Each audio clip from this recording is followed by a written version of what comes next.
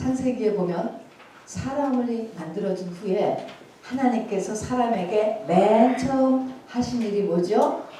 복을 주신 일입니다. 그래서 창세기 1장 27절에 보면 하나님의 형상대로 남자와 여자를 창조하시고 그들에게 복을 주시며, 이렇게 맨 처음에 하신 일이 사람이라고 하는 존재에게 복을 주시는 것입니다. 그래서 예수를 안 믿는 사람들도 또 전 세계 어느 민족이나 어느 시대나 사람은 본능적으로 복이라고 하는 것을 추구합니다. 또 어쨌거나 사람은 복을 받아야만 합니다. 근데 이 복이라고 하는 것이요, 문제가 되는 것이 원죄를 갖게 된 다음부터는 사망 권세하에 놓여지기 때문에 죽음이라는 것이 다뤄져야 돼요. 또 사람이 사는 필드가 세상인데 세상이 사단의 수하에 있잖아요. 여기에서 필요한 것들이 또 공급돼야 됩니다. 그래서 이 두 부분을 생각하면서 이 복이라고 하는 것을 이제 같이 우리가 말씀 나눠보려고 합니다. 성경 창세기부터 요한계시록 전체에 복이 세 종류의 복이 등장합니다. 첫 번째는 구약의 복입니다. 우리 다 알다시피 10계명을 중심으로 한 613가지 율법을 중심으로 하여서 이들이 축복과 저주를 내지요. 자, 이 복이 있습니다. 이 복이 시내산에서 말씀하였습니다. 그 다음에 두 번째 복은 신약에 들어와서 무슨 복이라고 했죠? 팔복, 산상순, 팔복산이라고 이야기합니다. 그리고 세 번째 복, 마무리예요, 여러분. 구약의 복, 신약의 복, 전체 합은 마무리 복이라고 할 수 있는 완성이라고도 할 수 있어요. 요한계시록의 7가지 복입니다. 우리가 맨 처음에 시내산에서의 그 신명기 28장에도 등장하는 이 10계명을 중심으로 한 613가지 율법에 대한 이 복을 이야기를 하고, 그 다음에 신약에 들어와가지고 팔복산을 얘기할 때도 야, 우리 팔복산에 오르자 굉장히 어렵다, 팔복산에 올라봅시다, 10년이 가난한데 하면서 들어가잖아요. 그런데 팔복산도 어렵지만 여러분 오늘 요한계시록의 7가지 복은요 더 어렵고 더 아름답습니다. 여러분, 저는 그렇게 생각합니다. 근데 참으로 어려워요. 그러나 우리가 살아있는 동안에 이 계시록의 7복까지를 올라가야만 합니다. 그래서 우리가 저 높은 곳을 향하여 달려가는 이 믿음의 길이 얼마나 사실은 바쁜지 몰라요. 쉽지 않습니다.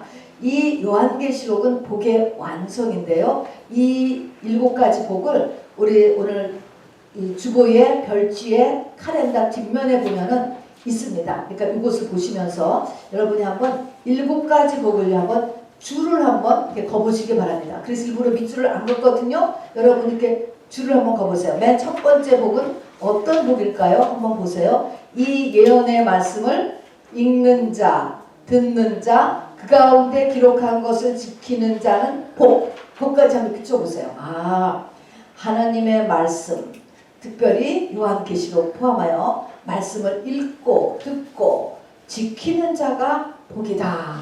밑줄 첫 번째. 여러분 이게 복인 줄 아세요? 이게 복이에요, 여러분. 두 번째는 뭐냐면 우리가 복 있는 데만 줄 끌 거예요. 지금 이후로 주 안에서 죽는 자들은 복이 있다. 주 안에서 죽는 자들이 복이 있다. 거기 한번 줄을 거보시면 돼요. 세 번째는 뭡니까? 자기의 부끄러움을 보이지 아니하는 자가 복이 있다. 이렇게 줄을 보시면 돼요. 이게 딱 복에 해당되는 가장 간략하게 자기의 부끄러움을 보이지 아니하는 자가 복. 네 번째는 뭐냐면 어린 양의 혼인잔치에 청함을 받은 자들은 복이 있도다. 네 번째죠. 어린 양의 혼인잔치에 청함을 받은 자. 다음에 다섯 번째 줄에 있어요. 첫째 부활에 참여하는 자들은 복이 있다. 다 지금 어렵죠? 어린 양의 혼인잔치, 첫째 부활 다 굉장히 어려운 말이에요. 첫째 부활에 참여하는 자들이 복이 있다. 다음에 여섯 번째는 이 예언의 말씀을 지키는 자는 복이 있다. 마지막입니다. 그러니까 복 중에서도 또 마지막 복, 최고의 복이 뭐예요? 자기 두루마기를 빠는 자들은 복이 있다 하는 것입니다. 자, 이런 7가지예요. 자, 이것에 대해서 이제 같이 말씀을 나눠보겠습니다. 요한계시록의 7대 복을 옆에다 놓고요. 저한테 집중해 주시기 바랍니다. 여기 보니까 읽는 자, 듣는 자, 그 가운데 기록한 것을 지키는 자가 복이라 그랬습니다. 맨 처음에 계시록에서는 복의 첫 번째가 하나님 말씀을 읽는 자라는 거, 읽는 자. 여러분, 이때 읽는다라는 것은요, 소리를 내는 걸 이야기해요. 그래서 하나님의 말씀을 이렇게 속으로도 물론 읽을 수 있지만 소리를 내는 것이 굉장히 중요하다는 것을 잊지 마시기 바랍니다. 이것은요, 내 영이 들어요. 또 영계가 들어요. 하나님도 들으시고 사단의 세력도 말씀을 듣는 것입니다. 그래서 말씀을 읽는 것이 매우 중요하다라는 것을 잊지 마시고요. 자, 그런데 한 가지의 그 예수님의 공생애 때 있던 말씀을 제가 드리면 여러분이 이것이 어느 만큼 중요한가라는 걸 아실 거예요. 예수님이 공생애 때 많은 능력을 행하시고 병을 고치고 귀신을 쫓고 또 권세 있는 말씀을 전하시고 하니까 어떤 여자가 와가지고서 당신을 낳은 태가 복이 있도다 이렇게 얘기했어요. 우리 고대 한국하고 비슷했던 것 같아요. 뭐냐면 자식 잘 되는 것이 그 엄마 부모가 복이다 이런 거죠. 자식 농사가 승부수인 것이에요. 자, 그래서 지금 예수님을 보니까 세상에 저런 아들을 둔 어머니는 정말 복 있는 사람이다 이렇게 얘기했어요. 그렇게 얘기하니까 바로 예수님께서 뭐라고 얘기했습니까? 바로 그게 복이 아니고 하나님의 말씀을 읽고 듣고 지키는 자가 복이 있다라고 그 말씀을 교정을 해주십니다. 자, 그러니까 우리가 최고의 가치관이었던 자식 잘되게 하는 것보다 더 큰 복이 뭐예요? 내가 하나님의 말씀을 읽고 듣고 지키게 되는 것이 여러분 더 큰 진짜 복이라는 것을 잊지 마시기 바랍니다. 그만큼 중요해요. 그만큼 내가 어느 순간에 나도 모르게 하나님의 말씀을 읽게 되고 듣게 되고 지키려고 하고 이런 사람으로 변해 있어요. 여러분 이게 크게 복받은 거예요. 여러분 그 어떤 것보다도 말입니다. 그래서 그걸 첫 번째 복이다 라고 성경이 이야기했습니다. 요즘은요 스마트폰 때문에 또 뉴스 때문에 또 여러 가지 인포메이션 시대 그러다 보니까 하나님의 말씀이 소홀해지기가 얼마나 쉬운지 몰라요. 그렇게 하지 마시고 그 모든 것보다도 여러분 이 말씀을 읽고 듣고 지키는데 꼭 집중하시기 바랍니다. 여러분이 첫 번째 복 하나라도 오늘 꼭 받아가셔야 돼요. 내 걸로 만들어 가셔야 돼요. 말씀을 먹으셔야 되는 것입니다. 그래서 내가 복을 받으려면 최고의 복에 올라가려면 읽고 듣고 지키는 그런 사람이 돼야 되겠구나. 이것부터 마음에 간직하시기 바랍니다. 두 번째 복은 뭐냐면 주 안에서 죽는 자들이 복이 있다 이렇게 말씀했습니다. 여러분 이 말씀은 우리가 그냥 교회를 다니다 돌아가시면 다 주 안에서 죽는 자들은 복이 있도다 라고 이렇게 덕담으로 말씀을 해드려요. 그러나 여기에 말씀은 그런 뜻이 아닙니다. 이 요한계시록 14장은요 요한계시록 13장에 이어서 나오는 말씀이세요. 근데 요한계시록 13장은 무슨 말씀이냐 하면은 13장 13 짐승의 장이에요. 짐승의 장. 짐승이 등장하고 적그리스도가 등장하고 666 표 시대가 시작하는 이야기가 13장이에요. 그 666 표를 받지 않고 죽은 사람들 숨겨져. 그 사람들이 주 안에서 죽은 자들 이거를 이야기하는 것입니다. 자, 그래서 이 주 안에서 죽는 자다라고 하는 것은 내가 이 마지막에 가서 주님을 선택하는 굉장히 놀라운 믿음의 고지를 얘기하는 것입니다. 우선 계시록 13장에 연결돼서 보더라도요. 계시록 13장에 이 짐승의 666 표시대 그거를 알려면은 여기서 바로 그걸 안 받고 순교하려면 무엇을 분별해야 되냐면 짐승을 분별해야 돼요. 저건 짐승이야. 저거는 적그리스도야. 이걸 분별할 줄 알아야 되고요. 또 짐승의 표를 분별할 줄 알아야 돼요. 안 받아야 되는 거예요. 이것은요. 그리고 그것을 안 받음으로 인하여서 매매를 못하게 되고 그 다음에는 누구든지 죽이더라. 순교하는 데까지 나갈 수 있는 것이에요. 그렇게 하려면은 짐승을 분별하고 짐승의 표를 분별하고 이렇게 해야 되는데, 당시에 뭐가 등장하냐면 이 거짓 그리스도 그리고 짐승 거짓 이 교사, 이게 나올 때 특징이 뭐냐면 그들이 무엇으로 유혹하냐면 이적으로 유혹한다고 그랬습니다. 엄청난 기적이 일어나는 것입니다. 사람들은 그것에 미혹이 되는 것이죠. 그것이 큰 성령의 역사인 줄 아는 것이고, 또 짐승이라든가 또 적그리스도가 나는 적그리스도라고 이마에 붙이고 다니는 게 아니잖아요. 다 이름이 선교사고 교사, 신학교 교수고 목사고 다 이런 이름이기 때문에 이거를 분별할 줄 알아야 되는 일이 매우 중요합니다. 자, 그렇게 한 다음에 이제 주님을 붙잡고 이제 죽은 상태예요. 근데 여기 이렇게 그 14장 13절을 보면요, 주 안에서 이제 그들이 죽었어요. 순교하셨어요. 그런데 뒤에 보면 이런 말이 나와요. 이는 그들의 행한 일이 따름이라.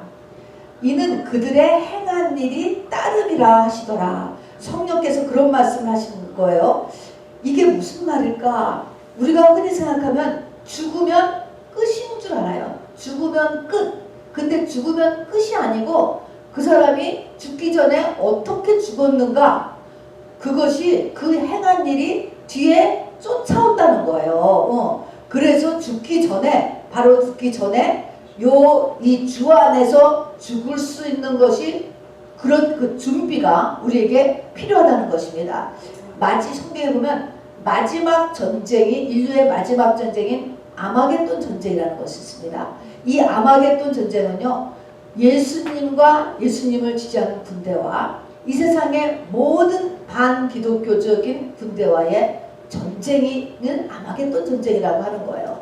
자, 이것은 한 개인에게서도 일어나요. 마지막에 내 속에 성령과, 그리고 이 성령을 대적하는 내 안에 모든 반대 세력의 총싸움이 내 안에서 나요. 그건 나만이 아는 거야. 나만이. 조상에서 내려오는 저주, 또 나의 육, 나의 야망, 하여튼 내 안에는 모든 귀신 총동원돼서 내 안에 있는 성령과의 싸움이 일어난다고. 여기서 지금 주 안에서 죽으려면은 뭐가 이겨야 돼요? 성령이 이기셔야 돼요.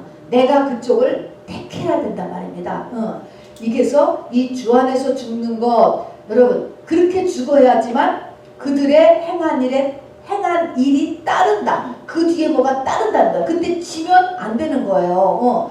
이것은 저의 개인적인 기도 제목이기도 해요. 하나님, 죽을 때 정말 이렇게 주 안에서 죽게 하여 주옵소서.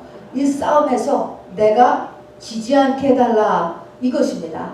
디모데후서 4장 7절에서도요, 사도 바울께서 내가 달려갈 길 다하고 믿음을 지켰은즉 이제후로는 나에게 의해 멸류관이 예비되었는데 모든 사람에게도 똑같을 것이다 라는 그런 유언 말씀을 하시지 않습니까? 그때 뭡니까? 달려갈 길 다 갈 때까지 믿음을 지켜야 된다는 것입니다. 믿음을 지켜야 돼요. 그래서 그런 면에서 이렇게 제가 이렇게 보면은요, 병으로도 죽을 수 있죠. 엘리사도 병으로 죽었으니까, 죽을 병이라는 게 있으니까 병으로 죽는데, 병으로 죽게 되면은 증상에 자꾸 집중하게 되는 것 같아요. 나타나는 그 병의 증상에. 그리고 두려움이 계속적으로, 두려움의 공격이 너무 심한 것 같아요. 그래서 병으로 이 땅을 떠나지 않기를 기도해요. 그러면 이 마지막 내면의 아마겟돈 전쟁을 할 때 여러분 이 성령 아닌 쪽으로 떨어지는 경우가 훨씬 더 많아요. 사람들이. 그렇게 되기가 쉽단 말입니다. 그래서 임종에 가까웠을 때 여러분 믿는 자들이 막 같이 가서 기도해주고 응원해주는 게 얼마나 중요한지 모릅니다. 여러분. 그냥 이 땅에 병치료만 하는 것이 아니고 이제 이 땅에 사는 기간보다 앞으로 새 시대가 전개되잖아요. 영원 속에 들어가는데 이 영원 속을 지금 준비해드려야 되는데, 여러분들도 우리가 다 정신 차려서 이런 믿는 자의 이 자세를 잘 유지할 수 있게 되기를 바랍니다. 자, 그래서 주 안에서 죽는 자, 이렇게 되는 사람이 이게 복이다. 자, 첫 번째 복, 하나님의 말씀을 읽고 듣고 지키는 것, 이렇게 되는 사람이 복받은 사람, 최고의 복이에요. 요한계시록 7가지 복은. 두 번째 복은 뭐예요? 죽을 때 아마겟돈 전쟁에서 이기는 사람. 그게 두 번째 복받은 사람이에요. 이만큼까지 그러니까 우리가 성장해야 된다, 이 말인 것입니다. 세 번째는 뭐냐면 부끄러움을 보이지 아니하는 자가 복이 있대요. 이게 부끄러움을 보이지 아니하는 자. 이건 영적인 말입니다. 육의 부끄러움이 아니에요. 육의 부끄러움. 우리가 옷 벗고 다니면 부끄럽죠. 근데 이것은 그런 옷 벗고 다니지 말라라는 의미가 아니고요. 영의 부끄러움을 이야기하는 것입니다. 사람은 원죄가 생긴 다음부터는 다 부끄러움이라는 게 생겨서 부끄러움을 감추기 위해서 평생 힘쓰고 애쓰죠. 부끄러움을 감추려고 말입니다. 포장을 하잖아요. 악착같이 공부를 한다거나 돈을 번다거나 또 인정받기 위하여서 뭐 또 아니면 그냥 가식을 딱 쓴다거나 뭐 여러 가지를 하지요. 자기 의를 만들어 놨는다거나 그래서 이것을 무화과 나뭇잎으로 옷을 만들어 입는다 이런 표현을 썼습니다. 자 그런데 이 부끄러움을 보이지 않으라 하는 말은 그 무화과 나뭇잎은요 하나님한테는 인정이 안 되는 거예요. 그리고 금방 쓸어버리기 때문에 이게 문제가 많죠. 여기서 자기 의가 없어지고 주님의 의가 덮여져야 되는 거예요. 자기 의가 없어지는 사람이에요. 무엇을 하든지 간에 하나님이 하셨다 이렇게 되는 거예요. 내가가 없어지는 것. 우리는요 이제 옷이 나오는데 부끄러움 그러면은 누구든지 깨어 자기 옷을 지켜 벌거벗고 다니지 아니하며 자기의 부끄러움을 보이지 아니하는 자는 보기 좋다. 이게 옷하고 관련되는데요. 옷은 크게 나누면 속옷하고 겉옷이 있어요. 그래서 예수님이 돌아가실 때 속옷과 겉옷을 두고 가셨습니다. 그래서 속옷은 찢지 않고 그냥 넘겨줬고 겉옷은 넷으로 나눠서 네 병정에 나눠 가졌습니다. 당시에는 옷감이 너무 귀한 시대니까 말입니다. 그렇지만 그 영적인 의미가 속옷, 구원의 옷이에요. 우리의 영은 이것은 찢지 않았어요. 하나예요. 그런 의미에서 우리는 다 예수 그리스도라는 씨에 의해서 다 잉태된 사람들이에요. 그래서 그거는 다 똑같아요. 우리는 속옷은 갈라지지 않아요. 그러니까 저와 여러분 전부 다 똑같은 속옷을 입었어요. 그런데 겉옷, 이 겉옷은 내 쪽으로 잘라서 됐다 하는 것은 사방으로 그 시대 이후로 이 예수님의 의가 전파될 것을 이야기하고 우리도 이제 예수의 옷을 입으셔야 돼요. 그래서 이 예수의 옷, 의의 겉옷을 입는 사람, 이것을 다른 말로 하면 자기 의가 없어진 사람, 이것이 복이다 하는 것입니다. 자, 우리가 여기까지 성장한 사람이 복이 있다라고 성경이 이야기하는 것입니다. 다음에 네 번째는요 뭐예요? 어린 양의 혼인잔치에 청함을 받은 자들은 복이 있다 그랬습니다. 이것이요 여기 지금 앉아 계신 분들은 다 이 네 번째 복은 다 받으신 것 같아요. 어린 양의 혼인잔치에 청함을 받았어요. 이거는 창세 전에 예정되는 거예요. 그러나 이것도요 굉장한 복이에요. 예정인데 이거 안 된 사람은 절대로 안 들려요. 그리고 교회에 나올 수 없어요. 나와도 어느 이상 죽어도 업그레이드가 안 돼요. 그런데 그래서 엄청나게 이게 복인데 여기서 청함을 받은 자들도 복이에요. 그러나 더 문제는 이 청함이 뭘로 바뀌어야 되죠? 택함으로 바뀌어요. 택함.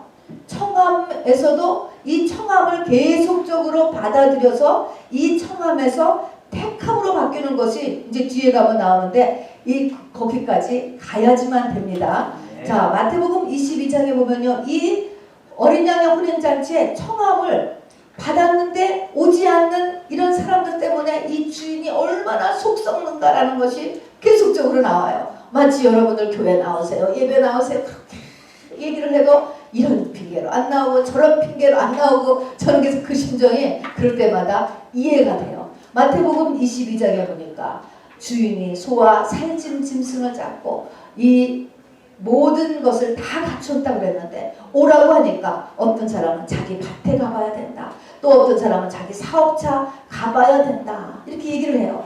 또 누가복음에서는 나는 밭을 샀으니 가봐야 하겠고 어떤 사람은 나는 또 소 5겨리를 샀으니 시험하러 가봐야 되고 나는 또 장가를 들었으니 지금은 못 가겠고 계속 그러는 거야. 그러니까 주인이 이렇게 얘기하죠. 시내와 거리와 골목으로 가서 가난한 사람, 몸 불편한 사람, 맹인들, 저는 자들 누구든지 그냥 다 데려오고 길과 산 울타리로 가서 사람을 강권하여서까지 내 집을 채우라 얘기하는 게 나옵니다. 강권이에요. 막 끌어오는 거예요. 자, 우리 이방인도 여기에 해당돼서 우리가 여기까지 온 것이에요. 그런데 이렇게 지금 뒤에 강권에서 막 온 사람들의 문제가 뭔지 아세요? 뒤에 가서 딱 혼인잔치의 메인이 시작될 때 보면은 예복을 입지 않아서 어떻게 되죠? 쫓겨나는 거예요. 예복 준비를 못하는 것입니다. 여러분, 예복 준비를. 자, 그래서 예복 준비를 못해가지고 쫓겨나는 건 그냥 쫓겨났다 끝이 아니에요. 손발이 묶이워 바깥 어두운 데 내던지고 거기서 슬피 울며 이를 갈미 있으리라. 청함받은 자는 많되 택함을 입은 자는 적으니라. 이렇게 성경이 끝나 있습니다. 자, 그러니까 여기에 지금 이 네 번째 복은 혼인잔치에 청함받은 것 복이야. 복인데 이제 이것이 떨어져 나간다라는 것을 잊지 마세요. 택함까지 가야 된다라고 하는 것을 잊지 마시기 바랍니다. 여러분, 이 사람들이 사업차 또 밭을 샀으니까 또 소 5겨레를 샀으니까 또 뭐 장가 들었으니 뭐 이런 말들을 해서 다 안 왔어. 다 안 왔는데 이것을 다른 말로 하면 이게 뭐 때문에 못 오는 거예요. 이게 뭐 때문에? 세상 일 때문에 못 오는 거야. 세상 일 때문에. 다 세상과 자기 자신을 의직해서 이렇게 못 오는 것이죠. 자, 여러분, 데살로니가전서 5장 2절 6절까지 보면요, 많은 사람에게 그날이 주의 날이 도적같이 이를 줄을 너희 자신이 알아라라고 이야기합니다. 주의 날이 도적같이 이른다. 많은 사람한테. 이것은 많은 사람이 자기 죽는 날을 모른다라는 거예요. 자기 죽는 날이 언제 올 것이라는 것을 다 모른다. 그들이 평안하다, 안전하다 할 그때에 임신한 여자에게 해산의 고통이 이른과 같이 멸망이 갑자기 그들에게 이르느니 결코 피하지 못하리라 이야기했습니다. 임신한 여자에게 해산의 고통이 이른다. 이 말의 뜻은 여러분, 임신하면요 반드시 결과가 따르잖아요. 그걸 얘기하는 거예요. 우리가 이 땅에 태어났으면 반드시 죽음이 있다라는 것을 이야기하는 것이죠. 자, 그래서 주의 날이에요. 주의 날. 주님이 만나야 되는 그날이 도적같이 있다. 이런 것입니다. 세상 일에 취하면 이렇게 되는 것입니다. 주의 날이 도적같이 이른다. 그리고 형제들아, 그러나 너희는 어둠에 있지 아니하매 그날이 도적같이 너희에게 임하지 못한다는 것입니다. 자, 그러니까 이 데살로니가 교회 하는 말씀은요, 우리가 깨어 있으면 나의 죽은 날도 알게 되고 나에게 온 정말 이 큰 어둠을 알아채는 거예요. 어떤 어둠이 오고 있구나. 그런데 내가 깨어 있지 못하면 이 모든 것을 도적같이 당한다는 거예요. 다 이 멸망이 호련히 찾아온다. 모른다. 죽을 날도 기대도 전혀 생각지도 못하고 큰 재앙도 앞에 왔어도 이거를 준비도 못하고 예측도 못한다 라고 하는 것입니다. 그러면 이렇게 깨어있지 못한다, 깨어있다, 깨어있지 않는다라고 하는 상태가 어떤 상태라고요? 세상에 취해 있는 상태, 세상에 취해 있는 것. 성경은 이것을 세상에 취했다, 포도주에 취했다. 그러니까 세상에 취했기 때문에 아까 같이 혼인잔치의 청함에 다들 못 오는 거야. 그것이 취했기 때문에. 이거를 깨라는 거야. 자꾸 깨. 하나님이 깨우기 위하여서 우리에게 기다리다 안 되면 자꾸 문제를 일으키는 거야. 깨어나라고. 세상에서 깨어나라라고 이제 이렇게 이야기를 하는 것이죠. 자, 그래서 여기서 지금 청함받은 자들은 복이 있는데 청함이 택함으로 받기 위해서는 뭐가 중요해요? 깨어있는 것, 세상에 취하지 않는 것.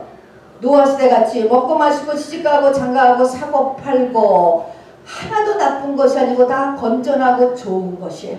그러나 그게 24시간 내 마음과 생각이 다 거기 들어가 있고 내 삶의 우선순위가 다 세상에 들어가 있어요. 이렇게 되는 경우에는 노아의 시대와 같이 멸망에 이렇게 된다는 것을 잊지 마시기 바랍니다. 자, 여러분은 지금 내가 신부 후보생으로서 잘 자라나고 있으신 것 같아요? 아멘? 아멘? 잘 자라나고 있으십니까? 아멘. 아멘이죠? 자, 그러면은 이렇게 택함 받은 자가 택함 받기 위해서 내가 잘 자라나고 있는가라고 하는 확인할 수 있는 증상이 3가지가 있어요. 여러분, 이 3가지를요 꼭 마음에 기억하고 여러분 자기에게 이렇게 늘 잣대를 재보시기를 바랍니다. 첫 번째는요, 성경은요, 이 결혼식을 항상 결혼 잔치라고 표시해요. 잔치집, 잔치. 그러면 이 잔치라고 하는 것을 보면 잔치는 뭐 하는 집인지 아세요? 잔치집에 가면은 먹어요, 먹어. 먹는다라는 의미예요. 자, 그래서 뭐냐면 먹는 즐거움, 영적인 식욕을 얘기하는 것입니다. 나에게 말씀에 대한 사모함이 있느냐는 거예요, 여러분. 이게 굉장히 중요해요. 영적, 이래가 잔치, 그래서 잔치집이라고 하는 것입니다. 나 말씀에 대한 사모함이 있고, 말씀에 대한 가치가 나한테 커야 돼요. 또, 말씀이 나한테 뭔가 채워지지 않으면 짜증이 나기도 하고, 뭔가가 그냥, 이렇게 뭔가가 허기지는 것 같은 거, 이런 느낌이 여러분 속에 있어야지 돼요. 말씀을 안 들어도 아무렇지도 않고, 그냥, 그냥 지나가. 그거는 뭐예요? 영적으로 아주 어린 상태예요. 우리가 우리 예은이 같은 경우 여자, 딸이라고 해도 여자라고 할 수가 없지. 그냥 아직 애기지, 애기.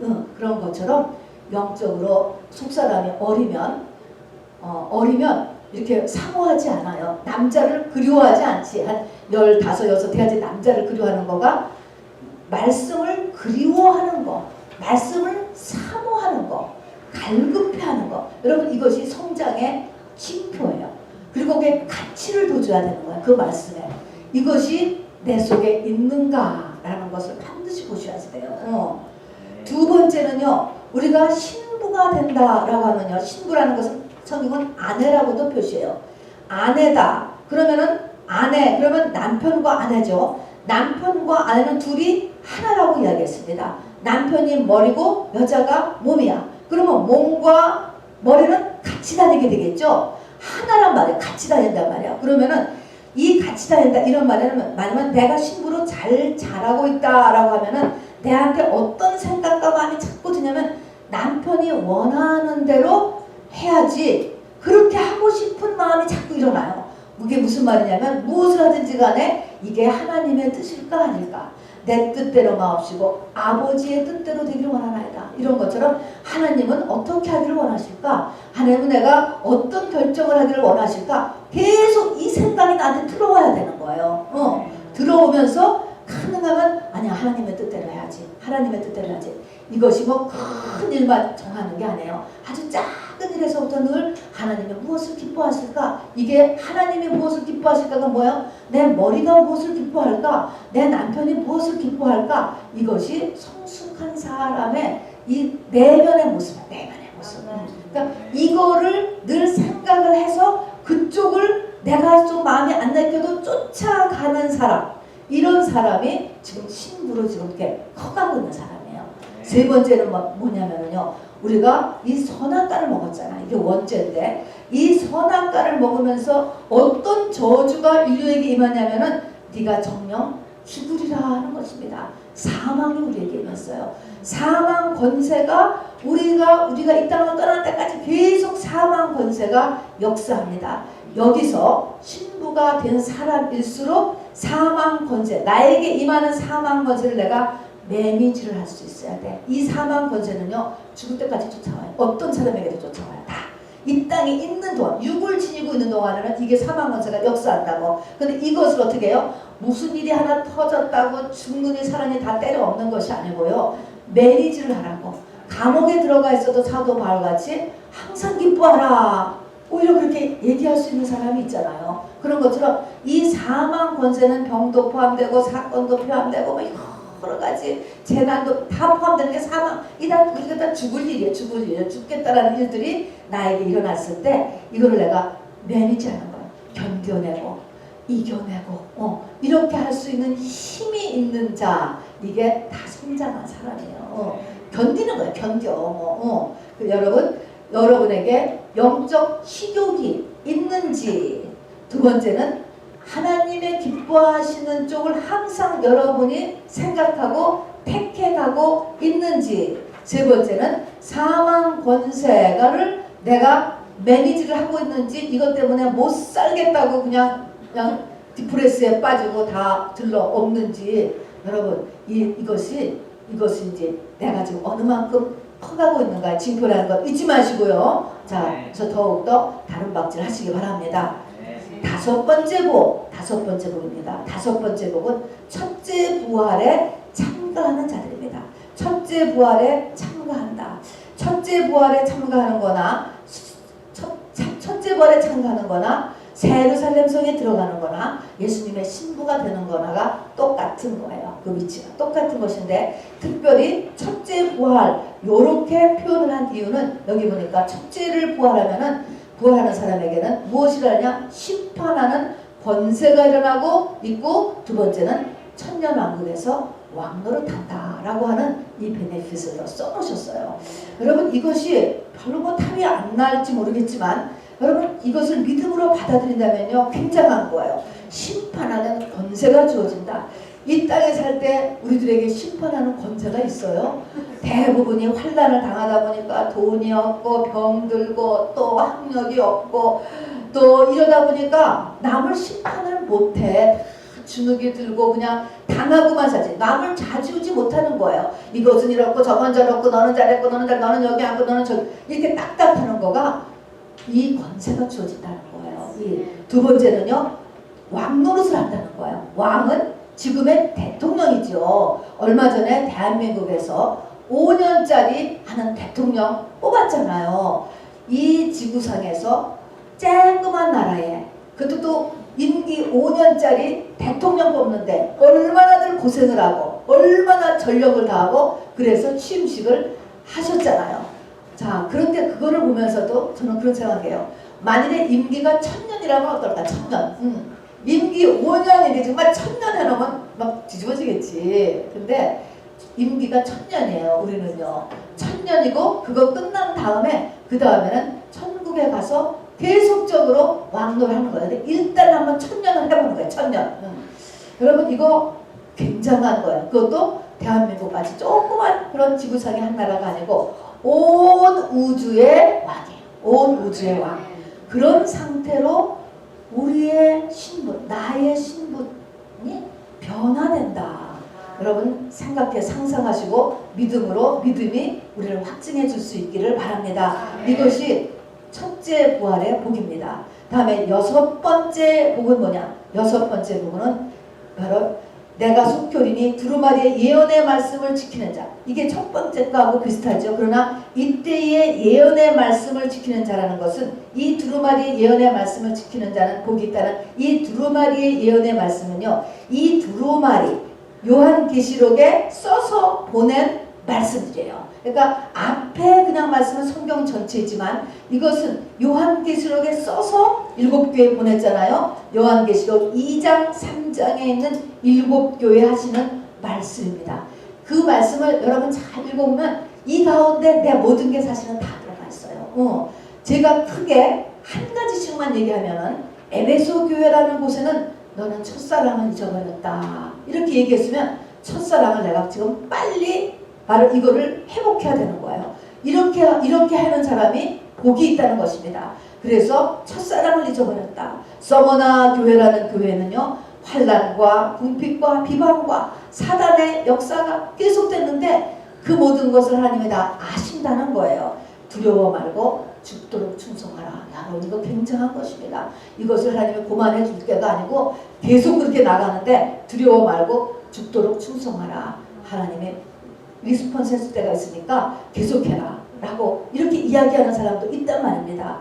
버가모 교회나 두아디라 교회라고 하는 교회, 이거는 꼭 그 버가모 교회 이걸 얘기하는 게 아니고 지금 어떤 교회를 얘기하는 거고 어떤 사람을 얘기하는 거예요. 그 사람에게는 너희들은 니골라당, 발람, 이세벨을 용납하고 있다는 걸 지적했어요. 니골라당이라든가 발람 선지자라든가 이세벨이라든가 특징이 뭡니까? 양다리 신앙인 것이죠. 돈과 하나님을 같이 섬기고 있는 상태. 이렇게 되면 나중에는 버림받게 됩니다. 이걸 안 바꾸는 거예요. 그리고 그것을 밀고 나가는 상태. 이거를 지적해 줬을 때 고치라는 것이죠. 다음에 사대교회라고 하는 데는요. 살았다고 하나 너는 죽은 자다. 이건 뭡니까? 행사가 많다고 내가 일이 많다고 살아있는 것이 아니라는 것이죠. 행사도 행사 나름이에요. 여러분. 여러분이 바쁜 것도 바쁜 것 나름이라니까요. 네가 살았다고 하나 너는 죽은 자다 이야기했습니다. 빌라델피아 교회라고 하는 곳에는 네가 적은 능력을 가지고도 내 이름을 배반치 아니하였도다 그랬습니다. 이때 적은 능력은 세상적인 능력이에요. 그래요. 나는 돈도 없고요. 사회적인 지위도 없고요. 모든 것이 세상적으로는 능력이 적어요. 그렇지만 그 수준에서 하나님의 이름을 배반치 아니하였어요. 또 내가 말씀을 많이 몰라서도 아는 말씀은 좀 착실하게 지키라고요. 아는 말씀이라도 무엇이든지 하여튼 능력이 있지만 적은 능력이지만 하나님의 이름을 배반치 않았어. 작아도 하나님이 이것을 정확하게 다 보고 계시다는 것입니다. 그러면서 뭐라고 했습니까? 누가 내 면류관을 빼앗지 못하게 하라. 키폰고인 그렇게 하지만 네가 사는 그 방식을 빼앗지 못하게, 그거 바꾸지 못하게 하라. 주의사항을 주는 것입니다. 마지막에 라우디게아 교회라고 하는 교회는요, 정말 만족했어요. 본인은 부유하다, 부자다 이렇게 했던 교회인데 착각하는 거야. 착각.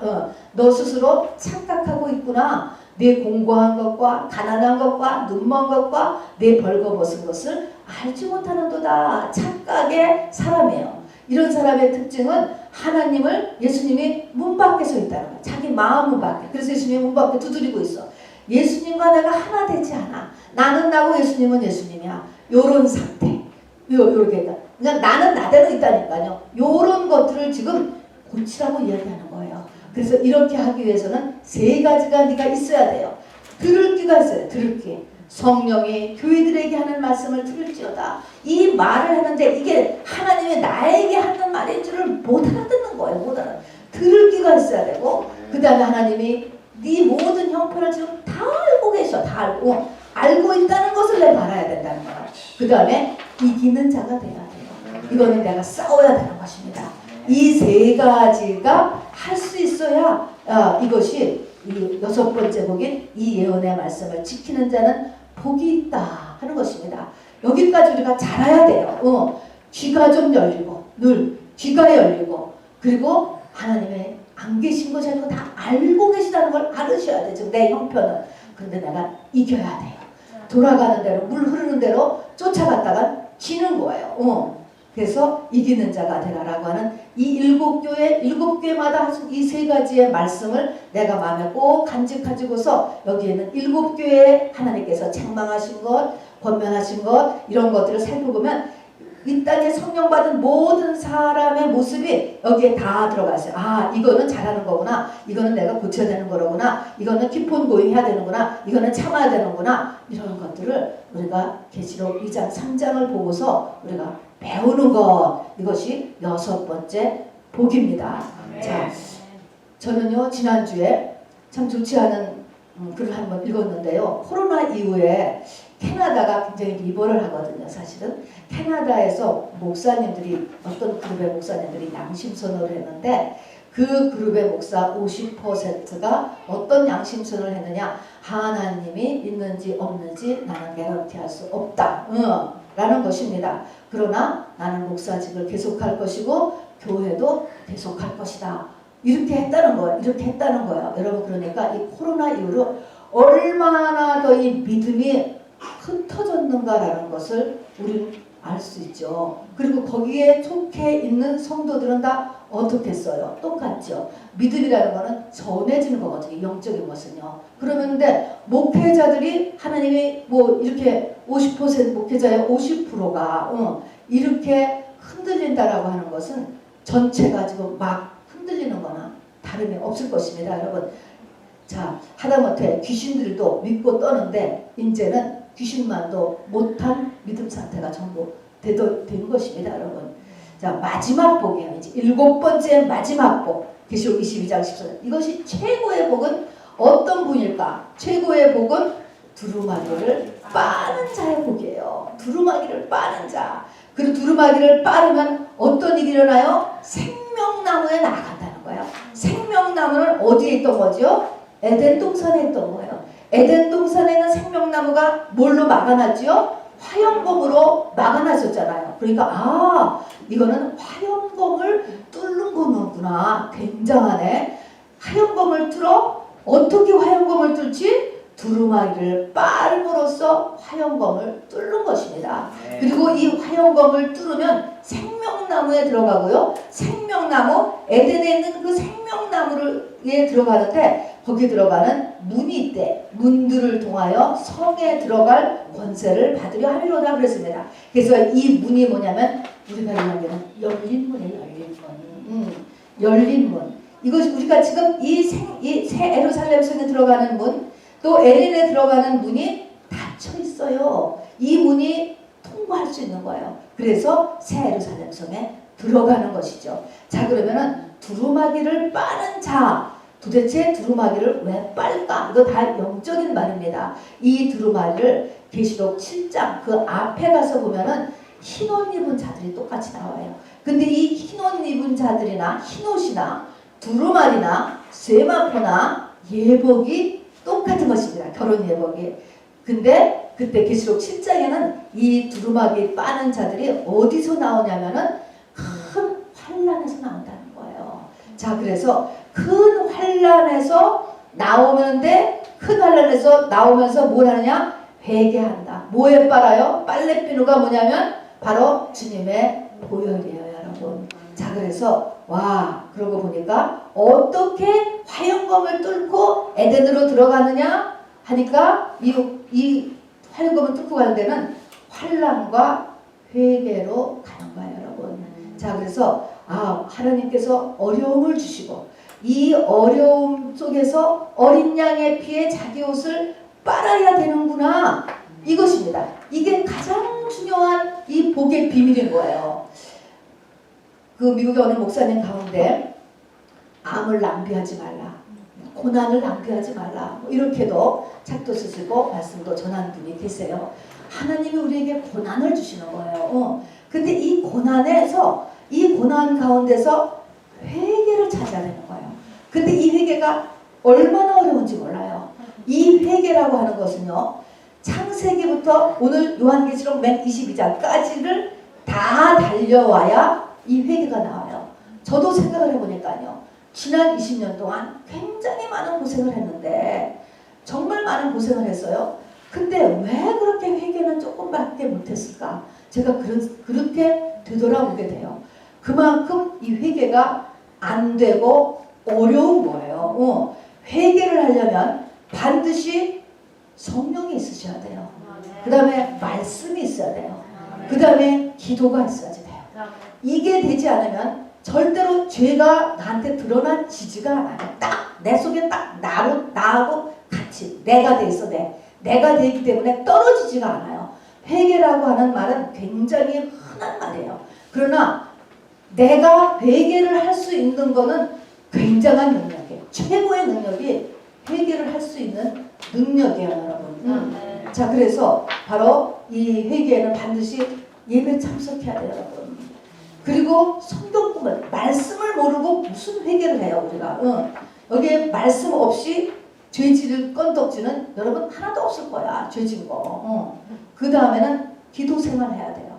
그리고 거기 또 하나님 앞에 헌신이 들어가야죠. 이런 교회 생활이 총체적으로 일어났을 때, 그러고도 저도 대참 깨닫는 것이 회개하려고 노력해야 되겠구나, 이런 생각을 해요. 근데 회개하려고 노력하기 전에 회개의 희읍자만 나면 벌써 딱 뭐가 걸리는지 자존심이 벌써 딱 움직여요, 여러분. 기분 나쁘다. 이 싸움이 굉장히 심한 것입니다. 그래서 오늘 기도하신 것처럼 날마다 자기를 부인하고가 앞에 서지 않으면 이 마지막 복에 들어가지 못하겠구나. 이게 성장의 마지막인 것입니다. 자, 우리가 흔히 생각하는, 세상에서 생각하는 복이 있죠. 교회 안 다니는 사람들에게도 우리에게도 똑같은 복이 있어요. 5복이다, 7복이다, 뭐 많이 있잖아요. 그게 뭐 돈의 복, 건강의 복, 장수의 복, 뭐 자녀의 복, 높은 지의 복, 부모나 배우자를 잘 만나는 인복, 뭐 여러 가지 이렇게 복이 있습니다. 기독교에도 이 복이 다 있어요. 다 포함돼요. 더 많이 주실 수 있죠. 그러나 하나님은 이 복보다 더 상위 법이 있다는 거예요. 상위 복이 있는 거예요. 상위 복. 그게 어떤 복이에요? 요한계시록의 7가지 복이에요, 여러분. 이 복 때문에 여러분에게 돈복, 건강복, 장수, 자녀의 복이 흔들릴 수 있어요. 있어요. 흔들릴 수 있다고. 왜냐면 이게 더 상위 복이기 때문에 그러한 것입니다, 여러분. 자, 그래서 마지막 복은 한마디로 요한계시록의 7가지 복은요, 한마디로 하면은 휴거의 복이에요. 휴거의 복. 인간으로 태어나서요, 최고로 성공한 사람, 최고로 복된 사람은 휴거되는 사람이에요. 이거를 다른 말로 하면은 새 예루살렘 성에 들어가는 거예요. 또 다른 말로 이것이 예수 그리스도의 신부가 되는 거예요, 여러분. 이것이 최고의 복이에요. 그리고 그 과정은 한 가지만 뽑는다면은 뭐로 뽑아요? 뭐냐면은 회개야, 회개. 여러분, 한 가지 단어 뽑는다면은. 자, 여러분, 이제 결론을 맺습니다. 구약에도 복이 있어요. 신약에도 복이 있어요. 구약과 신약을 다 합하는 마지막 결론적인 최고의 인간의 완성을 이루는 복이 있습니다. 그것이 요한계시록의 7가지 복을 우리가 향해서 가야 되고 그 복을 받도록 해야 됩니다. 그런데 7가지 복의 특징은 뭐냐면, 특별히 요한계시록의 이 복을 보면은 이것이 각 사람을 대상으로 해요. 한 인간이에요. 그룹이 아니에요. 여기에서 보면은 민족이라든가 나라라든가 또 뭐 어떤 가족이라든가 계층이 아니고요. 항상 한 사람을 대상으로 한다라고 하는 것을 잊어버리지 마시기 바랍니다. 그러니까 나에게 굉장히 많은 뭐 사명이 많고 일이 많고 문제가 많고 뭐 어깨가 무거워도 다 누구를 위한 거예요? 나를 위한 거야. 나를 하나님이 내 영혼을 업그레이드 시켜주기 위해서 여러분 그렇게 한다는 것을 잊지 마시기 바랍니다. 자, 여러분 이 프린트물을 달력을 뒷면을 보시면서 여러분 이렇게 정리를 하세요. 제가 정리해서 말씀드릴 테니까 여러분 맞춰보세요. 자, 복의 완성을 향하여서 우리가 가야 되는데, 그리고 이것은 나 자신이 문제예요. 지금 요한계시록의 복은 한 개인입니다. 첫 번째 복은 성경 말씀을 읽고 듣고 지키는 것, 이렇게 되는 것이 복받은 인생입니다. 두 번째는 지금부터 여러분도 같이 기도를 쌓아놓기를 바라요. 죽기 전에 아마겟돈 전쟁에서 이기는 자가 되는 복이에요. 주 안에서 죽는 것이에요. 주 안에, 이것이 똑같이 순교예요. 순교. 주 안에서 죽는 복이 우리에게 복입니다. 세 번째는 자기 의가 없어진 사람이에요. 자기의 부끄러움을 보이지 않은 자, 예수님의 옷을 입은 사람이에요. 그래서 자기 의가 없어진 사람이에요. 네 번째는 어린 양의 혼인잔치에 청함받은 자 복이에요. 근데 다섯 번째는 이 청함받은 자가 택함받은 자까지 가서 그것이 첫째 부활에 참여하게 되는 것입니다. 그래서 첫째 부활에 참여하는 자, 택함까지 가야 됩니다. 그리고 여섯 번째는 들을 귀가 있어야 되고, 모든 것을 하나님이 알고 계시다는 것을 내가 알아야 되고, 그런 믿음이 있어야 되고, 그리고 내가 내면에서 싸워서 이기는 자까지 가는 사람이 복 있는 사람이에요. 그리고 마지막 총 결론은 뭡니까? 환난을 통해서 회개를 채워서 새 예루살렘 성에 들어갈 권세, 열린 문, 생명나무를 먹을 수 있는 그 자가 복이라는 거예요. 이게 복의 최고예요. 마지막. 이 모든 것을 언제 해야 되느냐? 내가 살아있을 때 하는 거야. 살아있을 때. 내가 그래도 치매 걸리지 않고 의식이 있고 이럴 때 여기까지 해야 되는 것입니다.